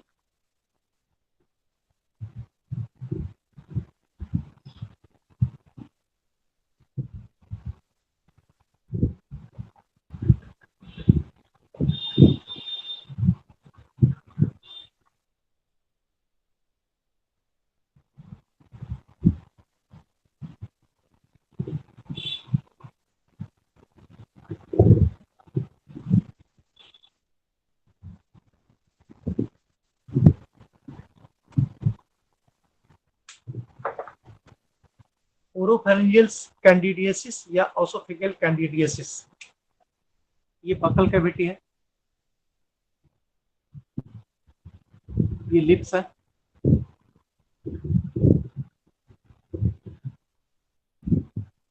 कई बार देखेंगे कि लिप्स के कॉर्नर पर यहाँ पे शोर हो जाता है, इस जगह पे कोना में, दोनों साइड में, या वन साइड यूनिलेटरल या बायलेटरल। ये कैंडिडिस इन्फेक्शन है, कैंडिडिस फंगस है, इसी का इन्फेक्शन है। और तब देखे होंगे जब कई कई दिन से 3 दिन 4 दिन अगर बीमार पड़ गए हैं, बीमारी से उठने के बाद देखें कि माउथ के कॉर्नर पर ये कैंडिडिस इन्फेक्शन हो गया, जिसको बोलते हैं कि मुंह आ गया। कई बार फैरिंग्स के लेवल, फैरिंग्स का लेवल का मतलब कि ये गला हो गया, ये फैरिंग्स हो गया, ये इस लेवल में देखेंगे छोटा छोटा छोटा छोटा सोर्स टाइप का, पीछे में ये गला हो गया, यहाँ से फिर अंदर की ओर लंग्स या फिर स्टोमक की तरफ में ओसोफेगस ये अटैक जाएगा। तो इस जगह छोटा छोटा छोटा आप सोर्स देखेंगे, दाना दाना निकल गया है, इसको फेरेंजाइटिस भी बोलते हैं। तो अगर कैंडिडिस इन्फेक्शन के वजह से है, ये चाहिए, ये तो ज्यादा, ये 99% कैंडिडिस इन्फेक्शन की वजह से होता है, और ये ओरोफैरिंजियल सोर्स भी कैंडिडिस इन्फेक्शन की वजह से है। तो यहाँ पे आप फ्लूकानाजोल का इस्तेमाल कर सकते हैं। लेकिन अगर ऑसोफेगस में भी वही, लेकिन अगर ये सिस्टेमिक डिजीज में है,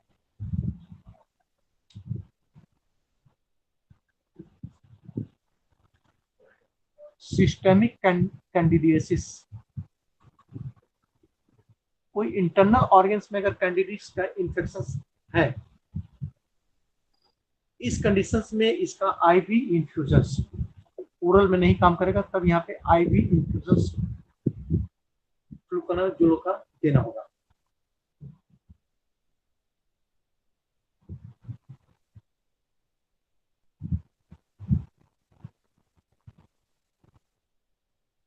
अगर इसका एडवर्स इफेक्ट की बात करें,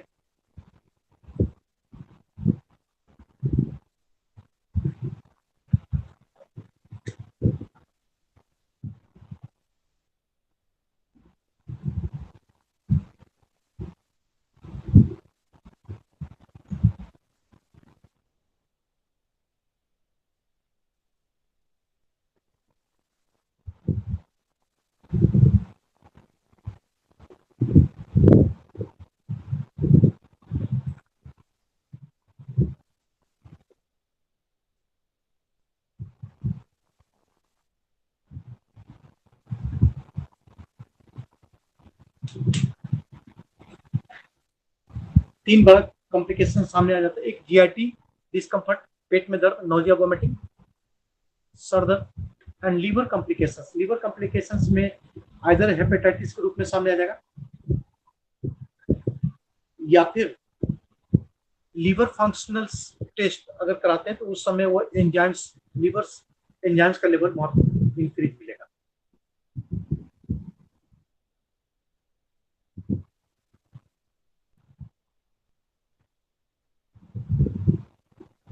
बहुत अनकॉमन दवाई, सब एंटी फंगल दवा यूज कहाँ की जाती है, अगर हो भी जाता है ना तो allergic, anti allergic medicine, histamines, anti histamines drugs लेके काम चला लिया जाता है।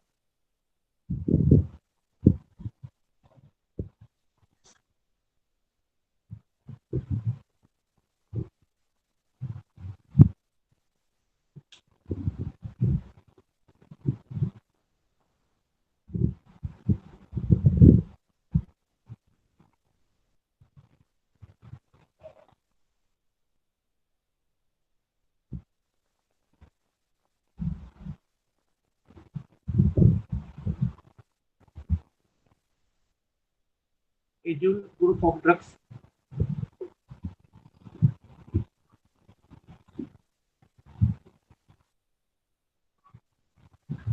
absorbed from GIT but poorly.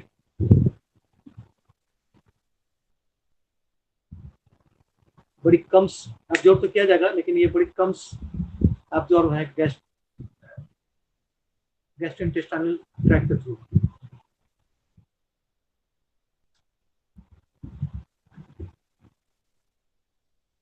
After absorption,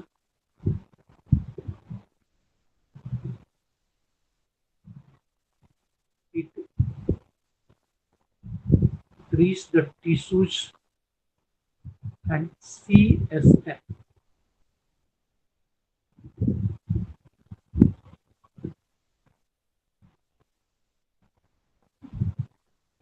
दोनों जगह जाएगा, टिश्यू में भी, CSF में, but here concentration is less.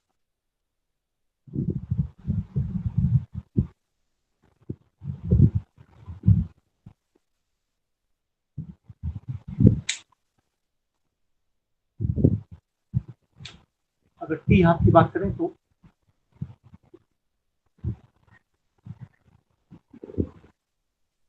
8 our.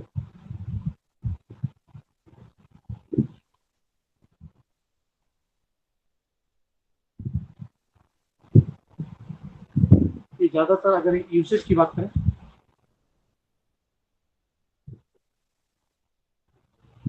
HIV to prevent fungal infection. HIV में काम ही आएगा. HIV की वजह से जो फंगल इन्फेक्शन होने की खतरा है या हो गया, उस समय ये काम आएगा. कई बार मेनिंजाइटिस,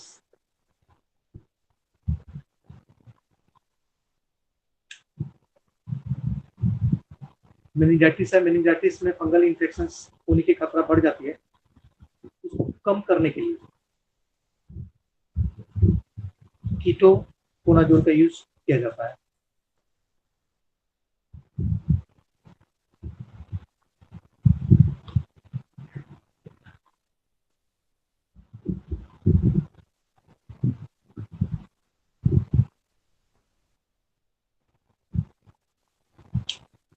इसका एक स्पेशल फीचर है,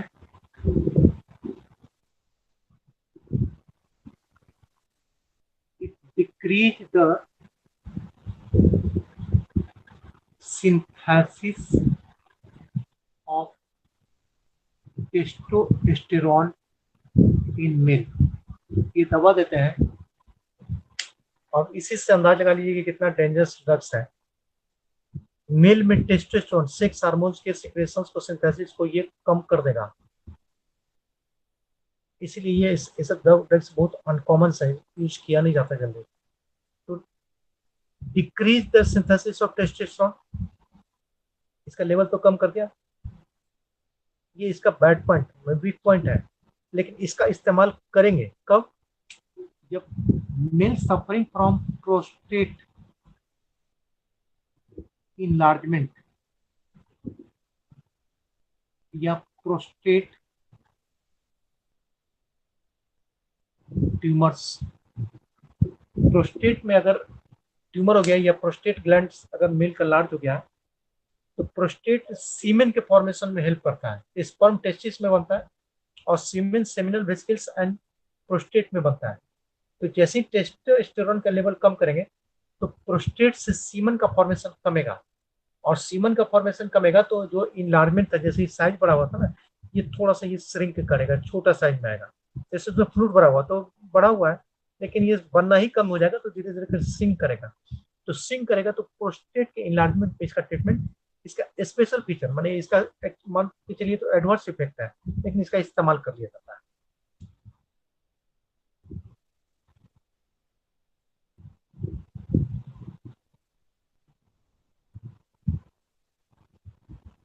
एडवर्स रिएक्शन में आ जाते हैं.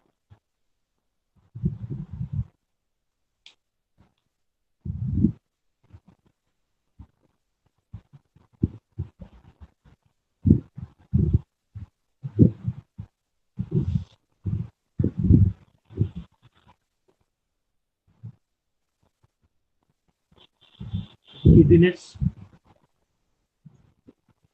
nausea, vomiting,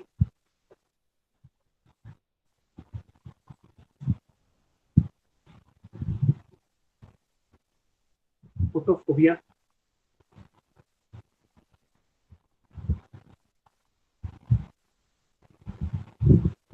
gynecomastia,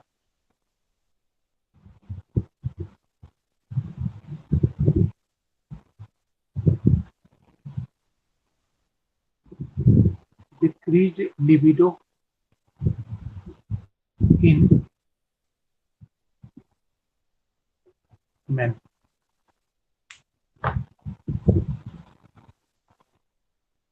ये कुछ कॉमन है, चक्कर आना, नोजिया, वोमिटिंग, फोटोफोबिया, लाइट के प्रति सेंसिटिविटी बढ़ जाएगी और डर लगने लगेगा, देखना नहीं चाहेगा। Gynaecomastia, gynaecomastia development of breast in male, क्योंकि टेस्टोस्टेरोन का लेवल घट गया है। And decrease libido in male, मतलब कि मेल का सेक्स से इंटरेस्ट कम हो जाएगा या खत्म हो जाएगा।